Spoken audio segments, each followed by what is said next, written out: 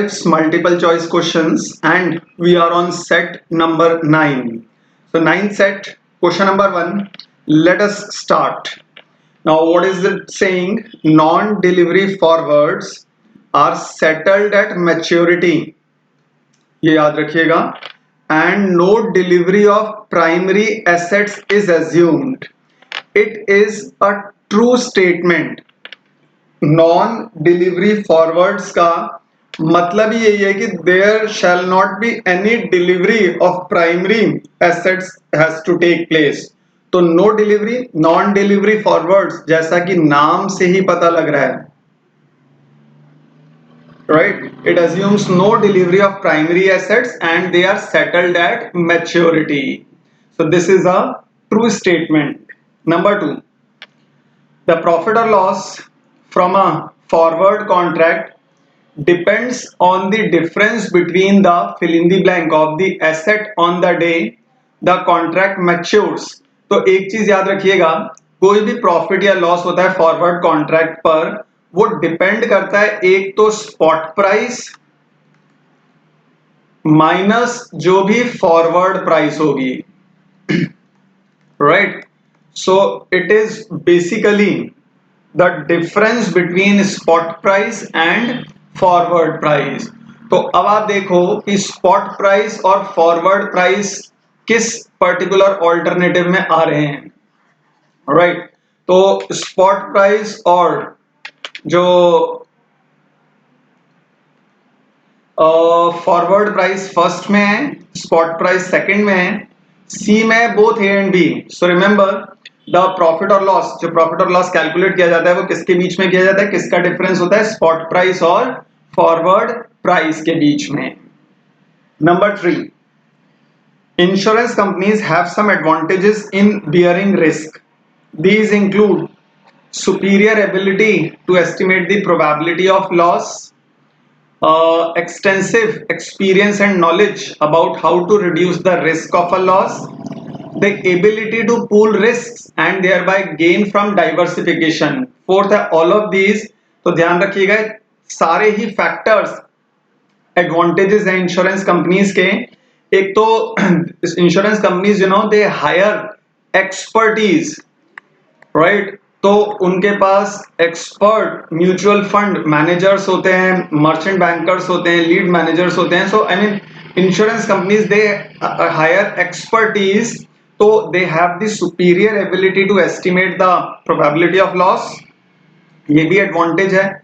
Extensive experience and knowledge about how to reduce the risk of a loss and the ability to pool risk, जो कि mutual fund का भी एक important advantage है. और insurance companies भी अपने सिस्टमैटिक इन्वेस्टमेंट प्लान्स SIPs की हेल्प से पूल करते हैं और गेन करते हैं डाइवर्सिफिकेशन. मतलब मान लीजिए एक पर्टिकुलर एसेट में उन्होंने अपना मनी पुट किया हुआ है, so they also invest their capital in some other asset. तो अलग अलग तरह के एसेट्स में इन्वेस्ट करने के प्रोसेस को बोला जाता है diversification. So the ability to pool risk and therefore they gain by diversification. All of these are the advantages of insurance companies. Number 4, a derivative is a financial instrument whose value is determined by underlying asset. बाकी तो सारे देखने ही नहीं आपको. Derivative की definition ही यही होती है, it's a financial instrument whose value is determined by the underlying asset. Underlying asset का मतलब वो एसेट जिसके ऊपर डेरिवेटिव की वैल्यू बेस्ड है. It could be a stock, right? It could be a share or a security which is traded in the stock market. वो भी underlying asset हो सकता है. Commodity, interest rates, currencies, तो वो सारे underlying assets हैं जिनके ऊपर financial derivatives की values derive की जाती हैं. Number 5, a derivative can be used to hedge. Hedging के काम आता है, बिल्कुल सही है, और speculating के भी काम आता है. These actions increase risk in both cases. No. Hedging is done to reduce risk. Speculating जो है ना, उससे रिस्क इंक्रीज होता है, क्योंकि स्पेकुलेटिंग मतलब आप केवल एंटिसिपेट कर रहे हो कि प्राइस बढ़ेगी या घटेगी और उसके हिसाब से आप पैसा लगा रहे हैं. So increase risk in both cases is wrong. Risk कम होता है हेजिंग से, स्पेकुलेशन में रिस्क बढ़ जाता है. Decrease risk in both cases, risk एक ही में कम हो रहा है, दूसरे में बढ़ रहा है।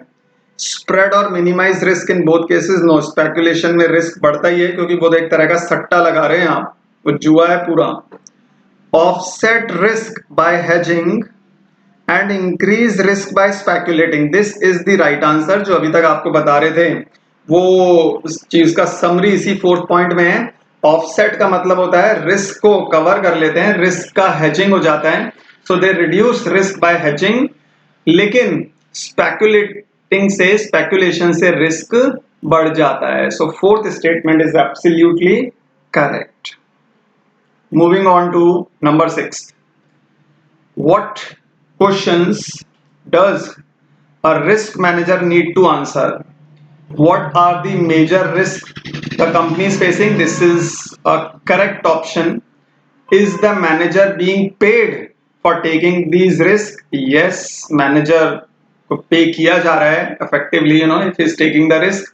How should risks be controlled? So all of these are the factors, which risk manager need to answer, right. कौन कौन से रिस्क है, रिस्क को कैसे कंट्रोल किया जाता है, और company being paid for taking these risk. तो ये सारी चीजें एस्टिमेट करना रिस्क मैनेजर का ही काम होता है। All these factors like the major risk the company is facing, is the company being paid for taking these risk, company को भी कुछ फायदा हो रहा है कि नहीं, and how should the risks be controlled? All these factors, they are the answer of this sixth question. Number 7, a forward contract is described by, इसकी बहुत सिंपल डेफिनेशन है, अगर आप देखें, agreeing today to buy a product at a later date at a price set today, right? तो इसमें forward का मतलब ही यही होता है, ये नहीं है agreeing today to buy a product today at its current price, आज के में तो है ही नहीं। फॉरवर्ड और फ्यूचर का कॉन्सेप्ट सेम ही होता है, बस फर्क इतना है कि forward over the counter trade किए जाते हैं, while futures they are regularised by markets. तो फॉरवर्ड कॉन्ट्रैक्ट का सबसे अच्छा डेफिनेशन ही है agreeing today to buy a product, आज की डेट में आप एग्री कर रहे हो एक प्रोडक्ट को बाय करने का, लेकिन कब, फ्यूचर में, एट अ लेटर डेट। लेकिन जो प्राइस है वो आज की डेट में सेट की जाएगी जब आप फॉरवर्ड कॉन्ट्रैक्ट को बना रहे हैं। तो price will not be set in the future, not product is not to be bought today. और फोर्थ ऑप्शन भी गलत है, agreeing today to buy a product if and only if its price rises above the exercise price today at its current price. तो वो today में तो कोई काम हो ही नहीं रहा, इट इज केवल एग्रीमेंट आज की डेट में बन रहा है, but they are agreeing to buy a product at a later date in the future. Number 8, hedging risks can make sense if it reduces the chances of financial distress, ठीक है, motivates operation managers, allow managers to concentrate on controllable business aspects. All of these are the right answers. तो hedging risk तभी useful रहेगा if it reduces the chances of financial distress, जो financial instability है उसको reduce करेगा, तभी hedging will make sense.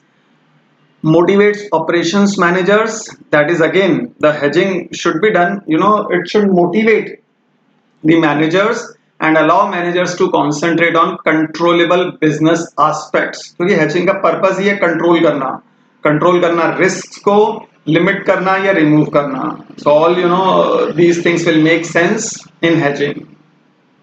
Number 9, currency risk is part of the financial and operational risks associated with the possibility of adverse movement in the exchange rate of a particular currency relative to another. This is again a true statement. Currency risk वो part है किस चीज का है, financial and operational risk associated with the possibility of adverse movement. अगर मान लीजिए कोई वॉर हो जाए यूएस और इराक के अंदर, या यूएस और किसी भी कंट्री में, सपोज यूएस और चाइना में, तो फॉरेन एक्सचेंज पर बहुत फर्क पड़ेगा, मूवमेंट एडवर्स हो सकती है, the stock markets could crash. तो इसी तरह से करेंसी रिस्क भी उसके अंदर आ जाता है। Currency risk is part of the financial and operational risk, दोनों risk attached हैं associated with the possibility of adverse movement in exchange rate, right, of a particular currency relative to another.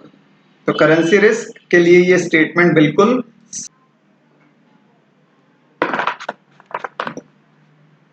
a company which uses the futures market to lock in the price of cocoa product to protect profit is an example of, अभी किस चीज का example है? It's an example of long hedge. Yes, because you are using futures market to lock in the price. तो आप bye करने का plan कर रहे हैं. सिमिलरली शॉर्ट हेज तो नहीं है. शॉर्ट हेज तब होता है when you are planning to sell, तब शॉर्ट हेज आ जाता है. Purchasing futures to guard against a potential loss. So this is also correct. So final answer would be both A and C. तो जब भी कभी फ्यूचर्स मार्केट को lock use किया जाता है, लॉक इन द प्राइस, तो इसका मतलब आप बाय करने का सोच रहे हैं. तो बाय करने का सोच रहे हैं, इसका मतलब या तो वो लॉन्ग एज है. लॉन्ग एज का मतलब ये you are planning to buy. And C option भी यही कह रहा है purchasing futures to guard against a potential loss, right. So for 10th, D is the right answer.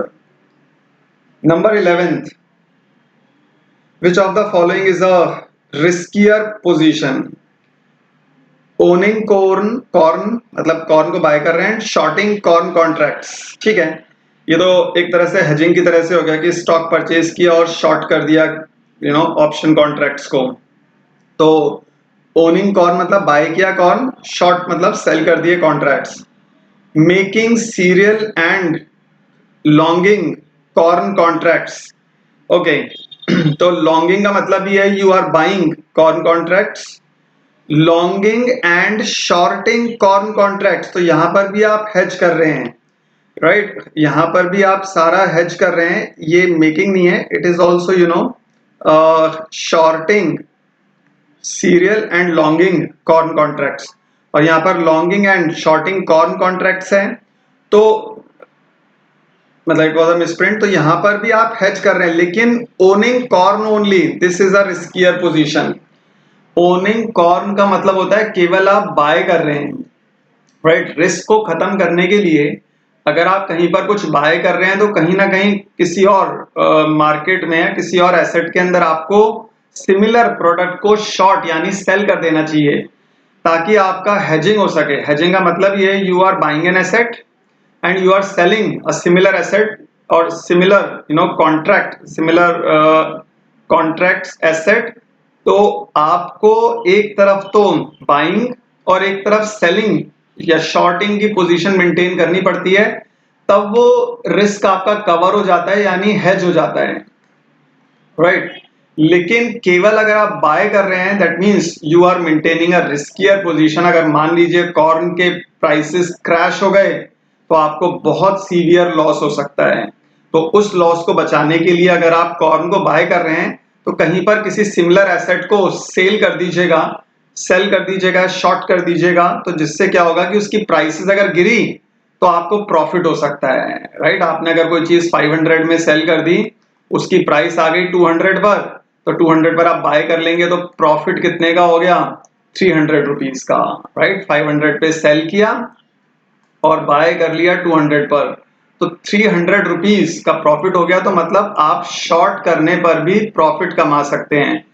तो हेजिंग के अंदर एक तरफ तो आप बाइंग करते हैं, दूसरी तरफ आप सिमिलर एसेट्स को शॉर्ट कर देते हैं यानी सेल कर देते हैं. That is how hedging is done.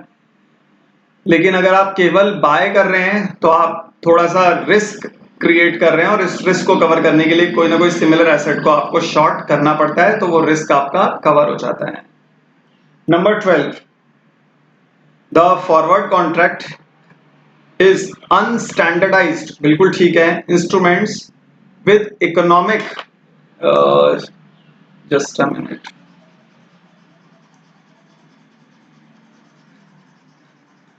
Okay, forward contract is unstandardized, बिल्कुल ठीक है, because they are not regularized by markets, with economic function nearly the same as futures contract. It is a true statement. क्योंकि forward और futures दोनों बिल्कुल same है, बस forward unstandardized होते हैं and future contracts are standardized regularized by markets, right? So it's a true statement. दोनों के बीच में सबसे बड़ा डिफरेंस यही है, फॉरवर्ड कॉन्ट्रैक्ट्स आर अनस्टैंडर्डाइज्ड, अनरेगुलराइज्ड, और इसीलिए उसमें काउंटर पार्टी रिस्क हो सकता है, डिफॉल्ट रिस्क हो सकता है, जबकि futures contract they are standardised instruments, they are regularised by markets, तो वहां पर there is no default risk, no counter party risk.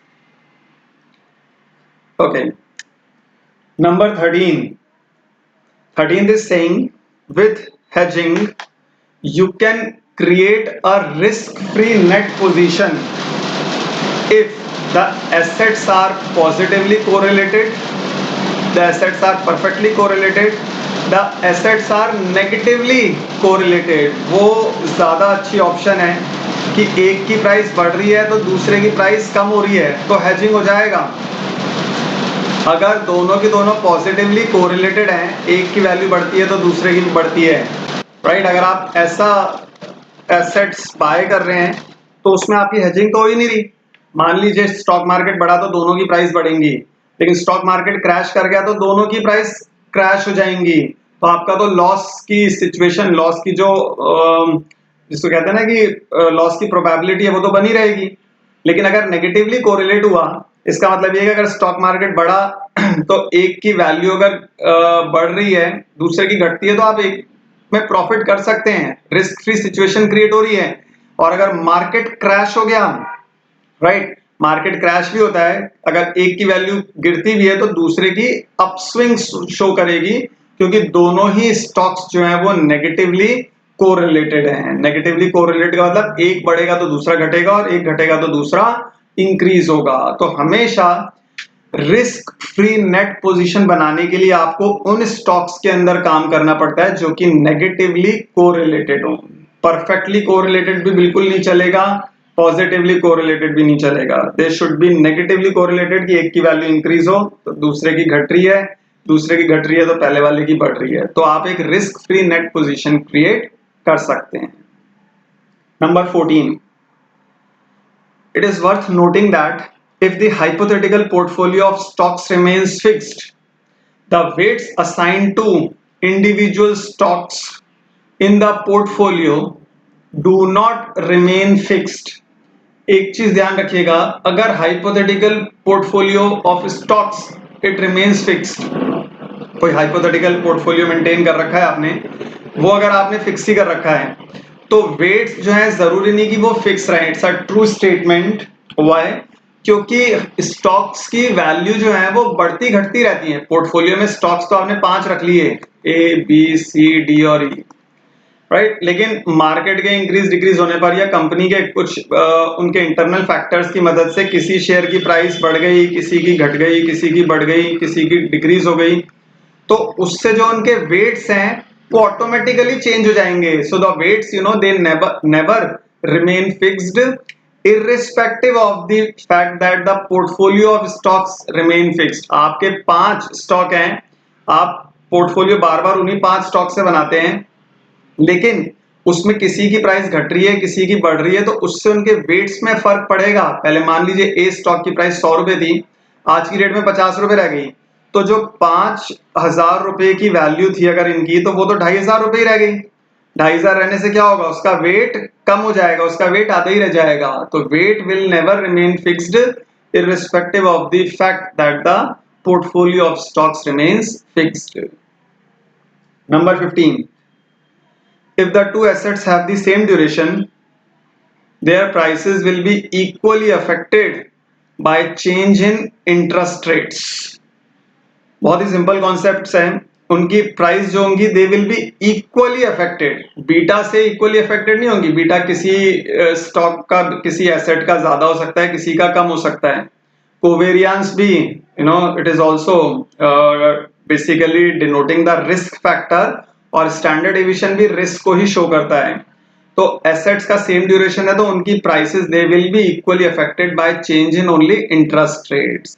ना तो स्टैंडर्ड डेविएशन पर, ना बीटा पर, ना कोवेरियंस पर. ये सारे रिस्क फैक्टर्स हैं which are related to the company, which are related to the asset.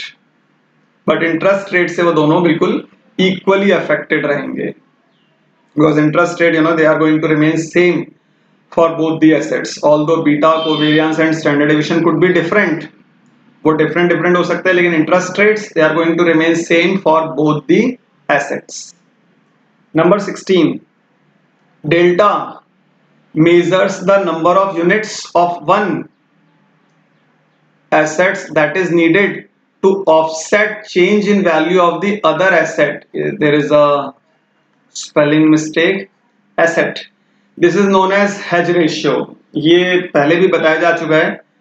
hedge ratio का मतलब ही है it measures the number of units. उसमें जो क्वेश्चन आया था लास्ट टाइम, ये 2-3 लेक्चर्स पहले आया था, जिसमें डेल्टा की डेफिनेशन थी, it measures the number of units of one stock that is needed to offset change in values of the option. right? तो अदर एसेट वहां पर था ऑप्शन और एक एसेट जो था वो था स्टॉक.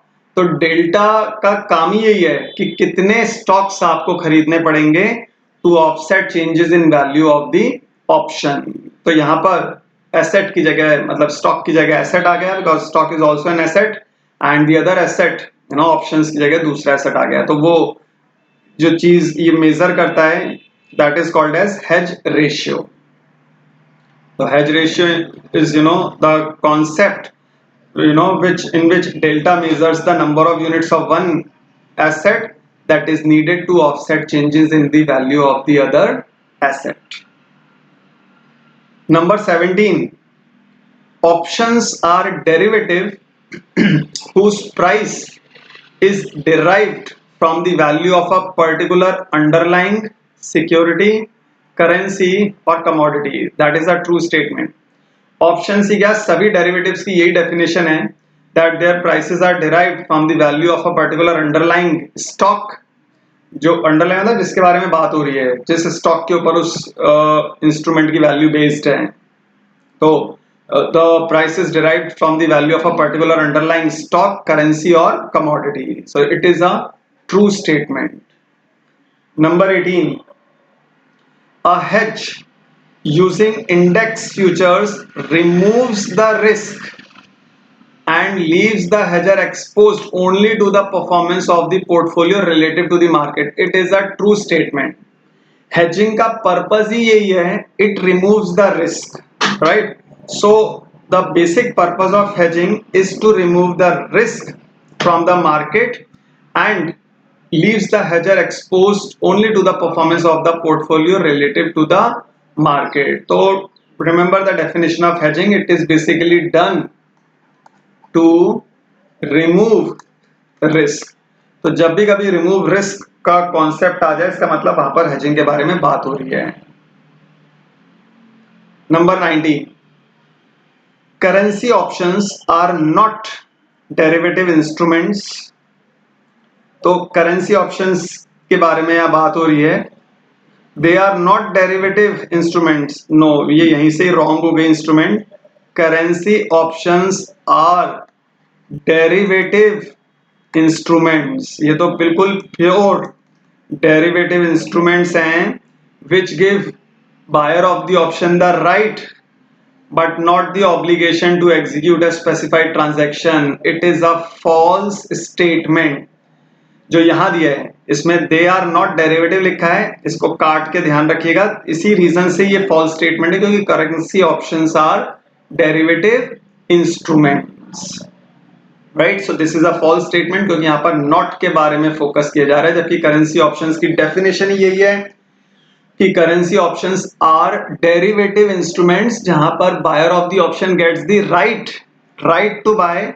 उसको राइट मिल जाता है but they don't have the obligation. Obligation नहीं है कि खरीदना ही खरीदना है, बस राइट मिल गया. प्राइस बढ़ेगी तो वो अपने राइट को एक्सरसाइज कर लेंगे और बाय कर लेंगे फ्यूचर डेट पर. लेकिन अगर प्राइस नहीं बढ़ी तो फिर वो अपने राइट को लैप्स कर देंगे. तो कोई ऑब्लिगेशन नहीं है कि खरीदना ही खरीदना है. ऑप्शंस की डेफिनेशन यही होती है कि दे हैव द राइट. तो यहां पर केवल इस नॉट की वजह से ये पूरी स्टेटमेंट फॉल्स हो गई, right. Number 20, hedging stock is an important tool for diversifying risk by pairing the stock owned the long position with an appropriate short position. This is a true statement कि long और short, planning to buy and planning to sell, इसी combination से आप stock को hedge कर सकते हैं and it is an important tool for diversifying risk. So it is a true statement. Okay, let us proceed to the next slide. Question number 1. Hedgers who are short in an asset can establish the maximum price they will have to pay for that asset by buying a put option on the asset, buying a call option on the asset, writing a call on the asset. Either the first or fourth answer. No, there is a misprint in this question. I will check with it and update it soon. Question number 1, there is a misprint. Fourth तो option हो ही नहीं सकता, तो there needs to be a correction done, तो I'll update it as far as question number 1 is concerned. तो अभी question number 1 को skip कर दीजिएगा क्योंकि इसके ऑल्टरनेटिव्स में ही कुछ मिसप्रिंट है, राइट. तो ऐसा हो नहीं सकता कि ईदर द फर्स्ट हो और फोर्थ हो, क्योंकि फोर्थ तो खुद ही बोल रहा है ईदर द फर्स्ट और फोर्थ के अंदर ये alternative, there seems to be a misprint in that. तो फर्स्ट क्वेश्चन को स्किप कर दीजिएगा. इसका answer I will update after checking question number 1. Moving on to question number 2.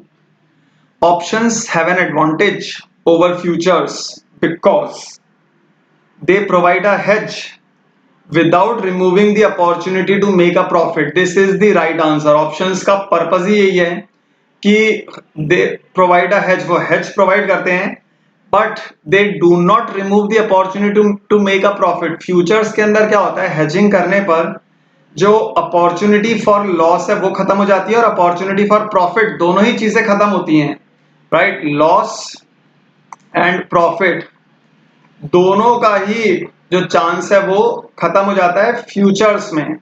लेकिन ऑप्शंस में ये एडवांटेज है कि वो हेजिंग प्रोवाइड करते हैं तो उससे लॉस की प्रोबेबिलिटी तो खत्म हो जाती है, लेकिन लेकिन प्रॉफिट की जो अपॉर्चुनिटी है वो बनी रहती है. तो ऑप्शंस का ये एडवांटेज है, they provide a hedge, right. They reduce the probability of risk without removing the opportunity of profit. तो ये एक एडवांटेज है ऑप्शंस का फ्यूचर्स के ऊपर जिसको आपको ध्यान रखना है. Number 3, a trader is likely to prefer an options contract to a futures contract on an asset if he is uncertain but thinks it more likely of the asset will fall than rise. He thinks the price of the asset will certainly rise. He is uncertain, तो uncertainty तो है ही, तभी trader prefer करेगा. तो या तो first है, third है, और आगे देखते हैं. But thinks it more likely that the price of the asset will rise. ये ऑप्शन बिल्कुल करेक्ट है. एक ट्रेडर ऑप्शंस को क्यों प्रेफर करता है, क्योंकि अनसर्टेनिटी तो है उसके माइंड में, राइट. तो first and third both they are in consideration, लेकिन वो ये सोचता है कि price of the asset will rise then fall. Price जो है वो राइज करेगी, इसीलिए वो ऑप्शंस के अंदर अपना पैसा लगाता है. और प्राइस राइज करेगी तो उसको प्रॉफिट मिलेगा, राइट. प्राइस फॉल करेगी तो भी उसका अपॉर्चुनिटी ऑफ लॉस खत्म हो जाएगा, राइट. अगर प्रॉफिट नहीं भी बन रहा है तो भी कोई दिक्कत नहीं, लेकिन ये ऑप्शंस का एक एडवांटेज ही है. ऐसा नहीं है कि प्राइस विल फॉल, अगर प्राइस गिरेगी तो वो ऑप्शंस के अंदर नहीं लगाएगा उस टाइम पर अमाउंट, क्योंकि ऑप्शंस के अंदर वो तभी इन्वेस्ट करेगा. अनसर्टेनिटी तो है, राइट. अनसर्टेनिटी है. He is planning to invest in options contract, but he thinks that the price of the assets will rise and he has the opportunity to earn profits, right. the price of the asset will rise then fall. Then fall का मतलब ये होता है instead of falling the price of the asset will rise. Right? तो इस line का मतलब ध्यान रखिएगा कि बार स्टूडेंट्स कंफ्यूज हो जाते हैं. The price of the asset will rise rather than fall. इसको इस तरह से समझ लीजिएगा. So he is going to invest in options, and this gives an advantage to the trader.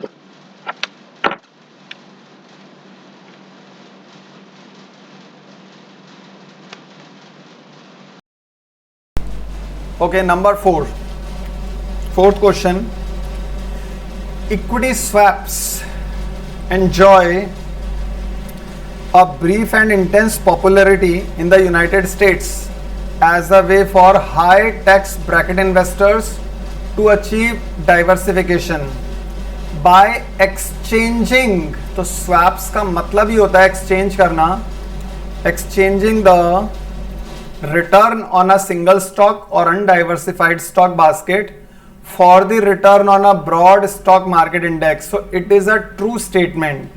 ये यूनाइटेड स्टेट्स का ही नहीं, सभी जगह का ध्यान रखना है. In all the parts of the world equity swaps they achieve diversification by exchanging the return. Swap का जो लिटरल मीनिंग होता है वो होता ही है एक्सचेंज करना, और इन्होंने तो फिर भी बोल दिया कि exchanging the return on a single stock, जबकि आजकल the exchange of currencies is taking place, exchange of interest rates is also taking place using swaps. So whenever exchange process comes up, that means the question is related to swaps, और swaps के बारे में ये statement बिल्कुल सही है. So it's a true statement. Number 5, the fill in the blank is especially well suited to offer hedging protection against transaction risk exposure. 4 options हैं यहां पर. Inflation rate market, transactions market, spot market और forward market. तो आपको ध्यान रखना है forward market इनमें से बिल्कुल सही ऑप्शन है, क्योंकि बाकी जगह पर हेजिंग नहीं हो रही है. Spot market, transaction market, inflation rate market, वहां पर तो सब जगह रिस्क है, लेकिन फॉरवर्ड मार्केट हुआ. अब इन्होंने बाकी ऑल्टरनेटिव्स दिए नहीं, तो फ्यूचर्स मार्केट में भी हेजिंग होती है. Options market is also giving hedging protection. तो वहां और कोई ऑल्टरनेटिव आ ही नहीं रहा है, डेरिवेटिव्स का केवल एक ही ऑल्टरनेटिव है. तो forward market is specially suited to offer hedging protection against transactions risk exposure. तो हेजिंग प्रोटेक्शन मिलती है फॉरवर्ड मार्केट की हेल्प से, स्पॉट, ट्रांजैक्शन और इन्फ्लेशन मार्केट्स में नहीं मिलता है ये. Now number 6, a strangle. अब ये जो है स्ट्रैंगल, ये आपको फुल कोर्स जो भी स्टूडेंट्स ने वीडियोस देखे हैं और जिनके पास हमारा स्टडी मटेरियल भी है, तो स्ट्रैंगल के कुछ एग्जांपल्स भी करवाए हैं हमने. 2 चीजें बड़ी जरूरी थी इसके अंदर, एक तो स्ट्रैंगल और दूसरा स्ट्रैडल. राइट? तो अभी फिलहाल तो आपको बताते हैं स्ट्रैंगल के बारे में, क्योंकि ये क्वेश्चन है और आपका एक बहुत इंपॉर्टेंट एस्पेक्ट इसमें कवर हो रहा है. जो फुल कोर्स स्टूडेंट्स जिन्होंने वीडियोस लिए हैं वो इसके वीडियो जरूर देखना है. स्ट्रैंगल भी हमने एग्जांपल्स के थ्रू बताया हुआ और स्ट्रैडल भी. लेकिन ये है क्या? Strangle is a option strategy. It's a combination strategy which consist of a call and put for the same expiry but different strike prices. तो स्ट्रैंगल की डेफिनेशन याद रखनी है. It is a combination strategy of call and put. तो जिन भी students ने full course किया है और देखा भी है तो उन्हें मालूम है कि स्ट्रैडल भी यही होता है, उसमें भी कॉल एंड पुट खरीदी जाती है. राइट? और एक्सपायरी डेट भी सेम होती है. तो स्टूडेंट्स यहां पर बिल्कुल कंफ्यूज हो जाते हैं. लेकिन जो स्ट्रैडल होता है, स्ट्रैडल के अंदर the strike prices are same, you have same strike price. तो ये बहुत इंपॉर्टेंट एस्पेक्ट है और अक्सर एमसीक्यूज में आता है. आपके भी एमसीक्यूज में बिल्कुल आ सकता है. Take my words, you might get a question on इधर स्ट्रैंगल और स्ट्रैडल, क्योंकि दोनों ही बड़े मिलते जुलते टर्म्स हैं. दोनों में ही call and put combination strategy है. कॉल भी यूज करते हैं, पुट भी यूज करते हैं, मतलब राइट टू बाय भी है, राइट टू सेल भी है. एक्सपायरी डेट भी सेम है, लेकिन स्ट्रैंगल में डिफरेंट स्ट्राइक प्राइसेस हैं और स्ट्रैडल के अंदर सेम स्ट्राइक प्राइस होती है. So that is the difference between this. तो you know, a call and put at the same strike price and expiry date is, you know, a straddle strategy. तो fourth जो answer होता वो straddle का होता, लेकिन ये स्ट्रैंगल है. स्ट्रैंगल मतलब कॉल एंड पुट, कॉल और पुट दोनों का यूज हो रहा है. सेम एक्सपायरी, इसमें भी सेम एक्सपायरी है, लेकिन स्ट्रैंगल में स्ट्राइक प्राइसेस दोनों की अलग अलग होती है. कॉल की अलग स्ट्राइक प्राइस होती है, पुट की अलग स्ट्राइक प्राइस होती है. और स्ट्राइक प्राइस का दूसरा नाम exercise price, right? Number 7, an option whose intrinsic value is calculated by comparing the strike price with the average spot price, वो होती है Asian option, right? That's an Asian option कि जहां पर इंट्रिंसिक वैल्यू कैलकुलेट की जाती है by comparing the strike price with average spot price. Warrant और बैरियर ऑप्शन तो बिल्कुल कंसिडरेशन में नहीं है. अमेरिकन ऑप्शन की बेसिक डेफिनेशन ये होती है कि it can be exercised at any stage और at any time before the expiry. लेकिन जिस ऑप्शन की इंट्रिंसिक वैल्यू कैलकुलेट की जाती है by comparing the strike price with the average spot price, that is an Asian option. Number 8, equity swaps can be customized to any specific stock, portfolio, index, and are an excellent means of investing in markets that would otherwise not very accessible. It's a true statement. Equity swaps, you know, they can be customized to any specific stock. वो stock based भी होते हैं swaps, ये आपको बताया था. Portfolio, index, currency, right आप तो काम कर रहे हैं इंडियन करेंसी में, लेकिन स्वैप्स की हेल्प से आप यूएस करेंसी में भी काम कर सकते हैं. You can exchange the currencies, Deutschmark, you know, pounds, euro. You can always invest in markets that are otherwise not very accessible. तो that is the right definition of equity swaps. Number 9, which two of the following exist? Options on swaps, no. Options on swaps नहीं exist करता है. Options on options, options on futures और swaps of options. तो 4 इसके अंदर alternatives हैं आपके पास. तो options on futures, you know, they exist, you know, these two exist. options on futures, बाकी अभी तक options on options जैसी कोई चीज अभी आई नहीं है. options on swaps भी नहीं है, swaps of options भी नहीं है. हालांकि combination of swap and options है जिसको swaptions भी बोला जाता है. वो होता है swap और option का मिक्स. लेकिन ऑप्शंस ऑन फ्यूचर्स ये मार्केट में एग्जिस्ट करते हैं, बाकी चीजें एग्जिस्ट नहीं करते. ये और ये चीज दोनों अलग हैं. स्वैप्स ऑफ ऑप्शंस तो बात होती है कि स्वैप्स ऑप्शंस के ऊपर, नो. स्वैप्शंस होता है स्वैप्स प्लस ऑप्शंस, और इनसे एक नया डेरिवेटिव इंस्ट्रूमेंट बना है swaptions, right. But swaps of options कुछ एग्जिस्ट नहीं करता है. तो 9C, options on futures exist and they are, you know, frequently traded. Number 10, number 10 है which of the following is not reason for international investment. इनमें से कौन सा ऐसा फैक्टर है जो कि रीजन नहीं है? Which of the following is not a reason for international investment? To provide an expected risk adjusted return in excess of that required. तो ये तो बिल्कुल एक वैलिड रीजन है कि आपको अगर अपने कंट्री के अंदर नहीं मिल रहा उतना रिटर्न, तो आप कहीं पर भी एक्सपेक्टेड रिटर्न के लिए, एक्सेस रिटर्न के लिए इंटरनेशनल मार्केट्स में भी इन्वेस्ट कर सकते हैं। To gain access to important raw materials, ये भी एक वैलिड रीजन है। आपसे पूछा जा रहा है नॉट अ रीजन, तो ये दो तो चॉइस है नहीं।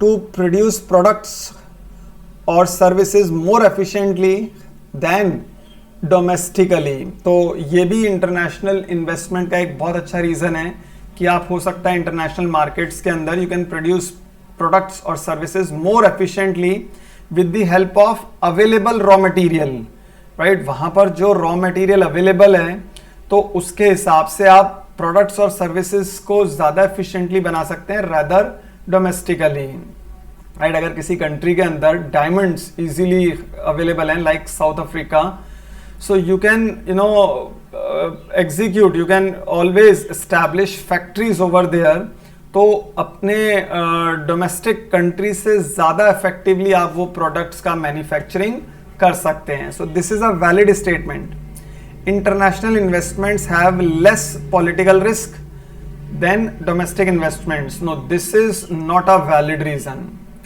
ये जरूरी नहीं है कि international investments have less political risk, political risk तो बिल्कुल हो सकते हैं। So this is not a valid reason for international investment. ऊपर के तीनों बिल्कुल सही हैं। रॉ मटेरियल का एक्सेस मिल सकता है, राइट। इस जैसे if China is planning to invest in African countries, तो वहां पर इजी और इम्पॉर्टेंट रॉ मटेरियल्स उसको मिल रहा है, तो वो बहुत ज़्यादा वहां पर इन्वेस्ट कर रहा है। Risk adjusted return in access, तो आपको एक्सेस जो रिटर्न है उसकी भी प्रोबेबिलिटी है इंटरनेशनल मार्केट्स में, so you are going to invest. और इसका तो आपको एग्जांपल दिया ही था। लेकिन ये जरूरी नहीं है कि international investments have less political risk. In an unstable country there could be severe political risk. तो जैसे एग्जांपल भी ले रहे थे अभी, right, if you are planning to invest in some Middle East country like Syria और Qatar और even Afghanistan, तो पॉलिटिकल रिस्क तो है ही वहां पर। तो ये फोर्थ ऑप्शन यहां पर सही नहीं है। Number 11th, the fill in the blank refers to the orderly relationship between spot and forward currency exchange and the rate of interest। जहां भी rate of interest आ जाए तो इसका मतलब वो interest rate parity है, right? So whenever the relationship comes between currency and interest, it shows interest rate parity। exchange power parity नहीं, exchange power parity होती है exchange rates और दूसरी कंट्री की exchange rates के बीच में। One price rule is also not in consideration, और purchasing power parity PPP principle भी बिल्कुल अलग है। But whenever an orderly और equilibrium relationship exist between spot forward currency rates and the rate of interest, तो उस relationship को बोला जाता है interest rate parity. Moving on to the 12th one, the time value of an option is greater the longer the period. तो ये बिल्कुल सही स्टेटमेंट है। जितना लॉन्गर पीरियड होगा उतनी ज्यादा वैल्यू ऑफ एन ऑप्शन होगी, right. The greater the time period, the greater will be the time value of an option. जितना कम होता जाएगा टाइम पीरियड, उतनी ही कम होती जाएगी time value of an option. So time value of an option is greater the longer the period. Number 13th,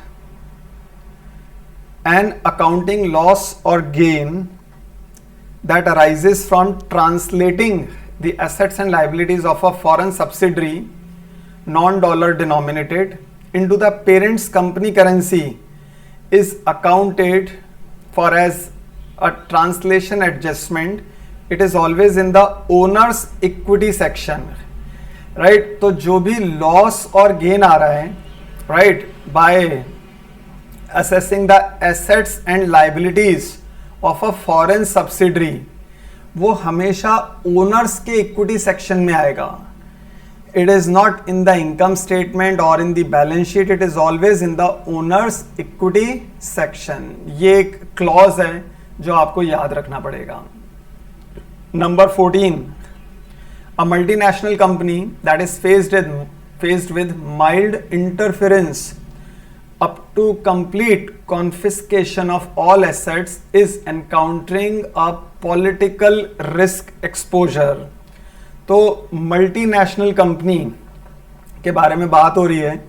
so multinational company which is faced with mild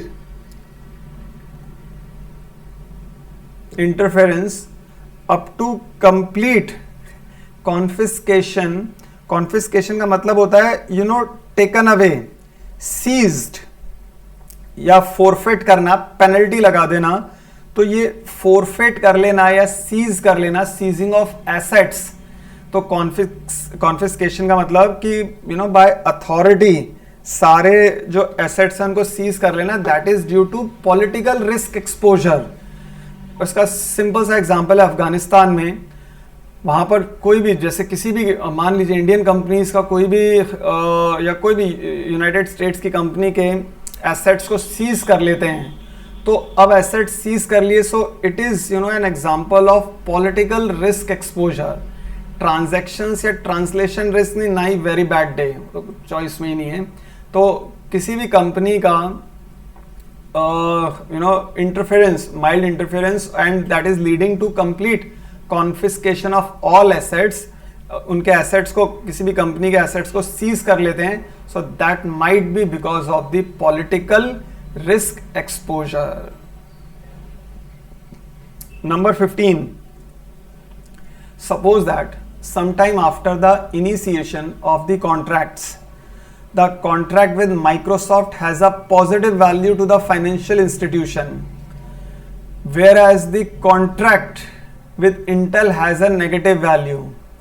तो ये बिल्कुल हो सकता है, it is a true statement कि after some time the initiation of the contracts, इसमें ये एक एग्जांपल लिया गया है कि किसी भी कॉन्ट्रैक्ट के अंदर किसी एक कंपनी के लिए तो पॉजिटिव वैल्यू हो सकती है और the contract can have with another company a negative value.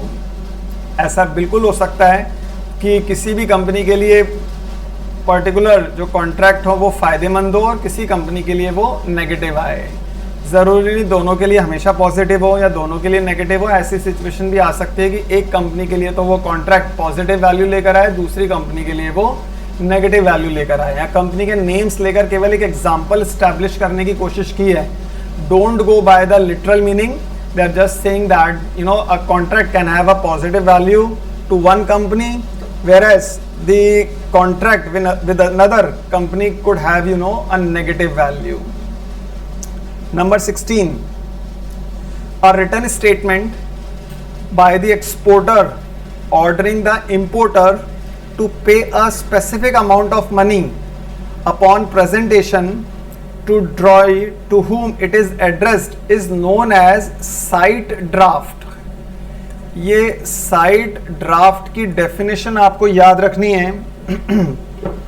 It's a written statement by the exporter ordering the importer to pay a specific amount of money, right? तो एक specific amount of money importer को पे करने को बोला जाता है. उस रिटर्न स्टेटमेंट को बोला जाता है sight draft. So site draft is the right answer. Number 17,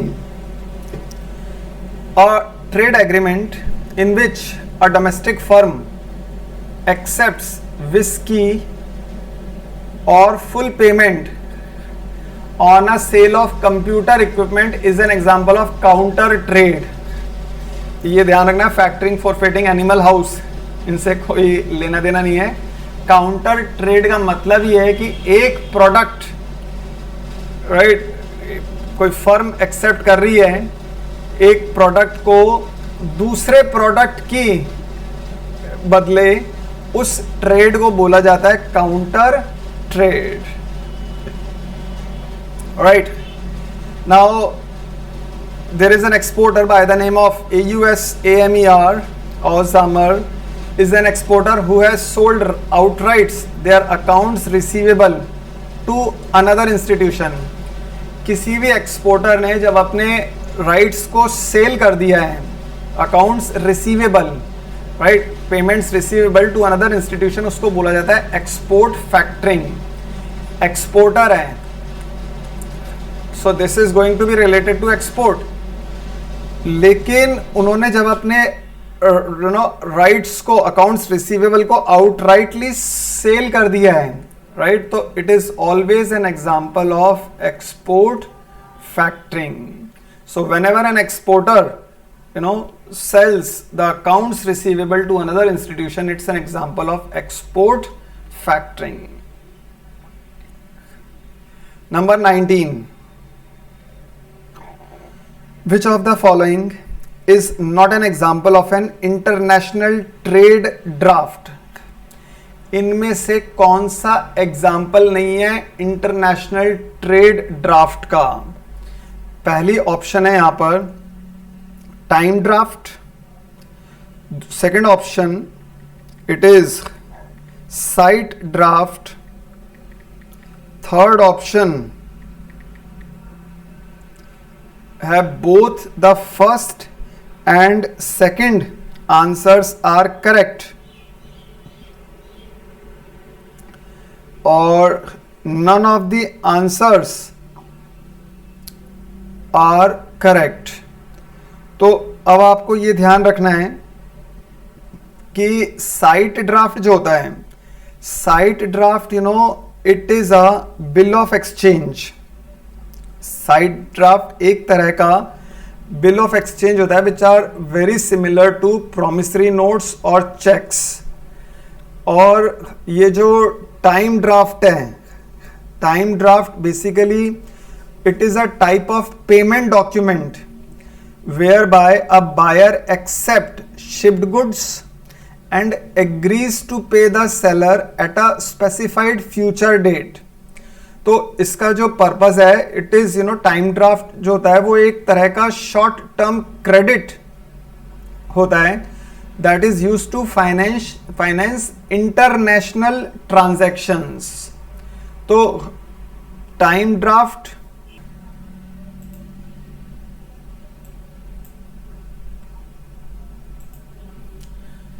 Now question number 19. Which of the following is an example of an international trade draft? Time draft, side draft, both the first and second answers are correct. तो आपको याद रखना है कि time draft और sight draft both first and second answers they are correct. They are an example of international trade draft. दोनों की दोनों bills of exchange promissory notes के सिमिलर होते हैं, जहां पर बैंक, फॉरेन बायर और एक्सपोर्टर अटैच्ड होते हैं. So there are three parties which are associated with international trade drafts, right. तो इन तीन पार्टीज से मिलकर ये बनता है और इंटरनेशनल ट्रेड ड्राफ्ट के अंदर दोनों आते हैं, टाइम ड्राफ्ट भी और साइड ड्राफ्ट भी. So both first and second answers are absolutely correct. Now suppose that the euro is selling at a forward discount in the forward exchange market. That implies that most likely the euro has a low exchange rate risk. The euro is gaining strength in relation to the dollar. Interest rates are higher in Europe than in the United States. Interest rates are declining in Europe.